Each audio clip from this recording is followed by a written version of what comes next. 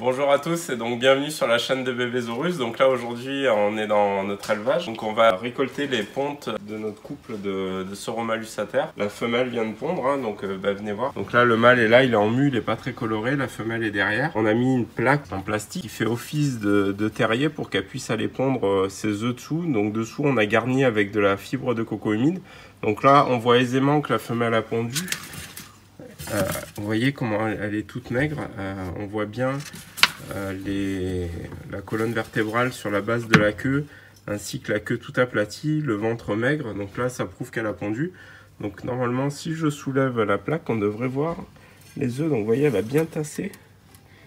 Et là on voit la ponte disséminée dessous. Donc là maintenant on va remplir une boîte d'incubation. Je vais simplement récupérer du substrat de coco que je vais mettre au fond de la boîte. Voilà, puis on va récolter les œufs. Donc là les œufs ont l'air très jolis.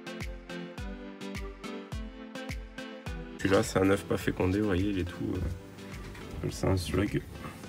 Ça ressemble à une limace. Un deuxième. Donc là il vient de pondre ça aujourd'hui je pense. J'hésite pas à bien mélanger pour essayer de retrouver les œufs. Pendant les premières 48 heures, même si vous retournez les œufs, ça n'a pas trop d'incidence.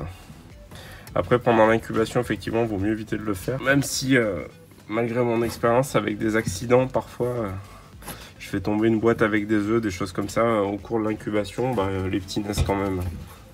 Le fait de ne absolument pas retourner les œufs, c'est plus un dogme qu'une réalité. Donc 9 beaux œufs, plus 2 œufs pas fécondés. Donc ça fait 11 œufs. Ouais, c'est une bonne moyenne hein, pour cette espèce. Donc voilà, donc là maintenant, je vais refermer la boîte. Donc là les œufs de Sauromalus, j'utilise des boîtes carte d'or, ça va très bien. Parce que les œufs sont assez gros, il y a les boîtes Lucky Reptile qui sont plutôt pas mal, je vais vous les montrer dans l'incubateur. Là moi pendant l'incubation, j'utilise une boîte comme ça. Je mets de la tourbe légèrement humide, je referme, hein, vous voyez les boîtes sont pas percées. Donc ça c'est un vieux frigo sur lequel j'ai mis un câble chauffant relié à un thermostat Bistat. Hein. Bon, ça fait des années que je l'ai, ça va faire presque 20 ans que je l'ai, c'est toujours aussi fiable. Hein. Donc là je mets ça en incubation.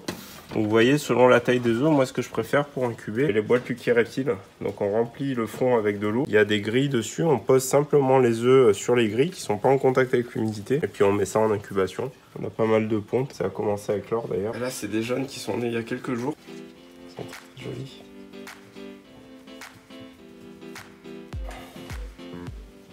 Des petits Uromastix thomasi, ça c'est vraiment très beau. Désolé si j'ai ma salle, c'est pas ça, c'est juste de la fibre de coco. C'est un petit lézard originaire d'Oman. Uromastix princeps, pareil tout bébé, ils ont quelques jours, originaire de Somalie.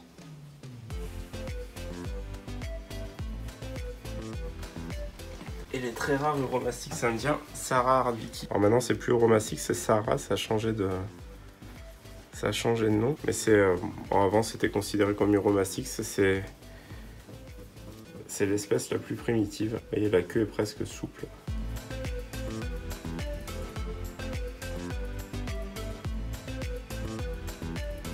C'était juste une petite vidéo prise sur le vif hein, pour vous faire assister à la récolte des œufs de nos Sauromalus.